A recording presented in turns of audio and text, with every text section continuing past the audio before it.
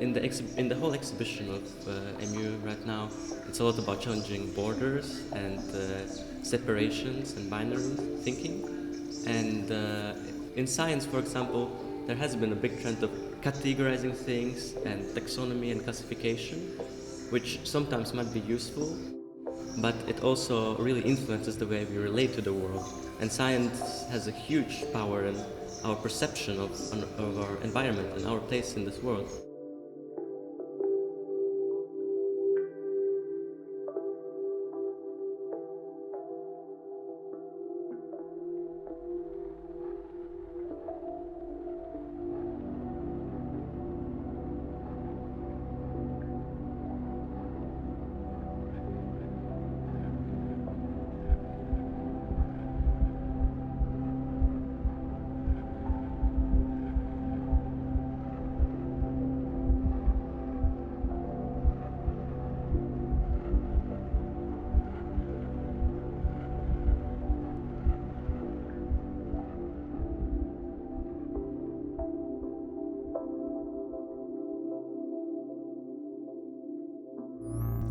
In the wake of hormonal disruption, we see that our bodies are not as fixed and permanent as we always believed them to be.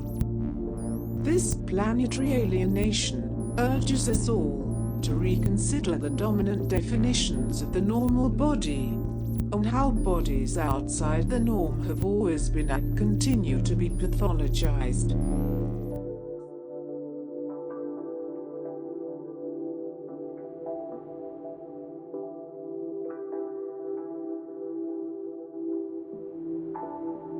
If we take medicine as an example, its rigid definition of healthy body is problematic. So I think the topic of this exhibition, Beyond Binary and Boundary, is quite crucial and urgent in this era, because we are still using this kind of outdated idea to learn medicine in the university. So I think it is the best, and it's a good opportunity to use art and design to explore more possibility and to challenge the existing systems. There's often been seen a division between nature and culture, nature and technology, and so forth. For me, I see the two as fundamentally intertwined, that there really is no border between the two of them. Especially as humans, we need technology in order to survive in these environments, and we develop new types of technologies in order to survive. Glasses, clothing, buildings, computers, and so forth. And so for me, this is also something that is part of what has been imposed upon us by certain categories of thought, whether it's capitalism or colonialism and so forth, that has tended to make this stark distinction between nature and culture, or nature and technology. And for me, I think it's much more fruitful to see what happens when we try and combine the two together. If we try and see that every sort of person or every sort of identity can only fit into one or two options, then you are really sort of forcing people to live as they don't want to live. And for me, that's a form of extreme violence. And in a certain sense, it doesn't bother someone else. Whether I live as a transgender woman, whether someone lives as sort of a queer person or a gay person, whether someone else is able to do their practices as an indigenous person, right? That does not affect me sort of in the slightest, and it doesn't affect them in the slightest as well. And so in a certain sense, for me, what's very important sort of within my work is that there's a sort of universe-given possibility of transforming ourselves, of change.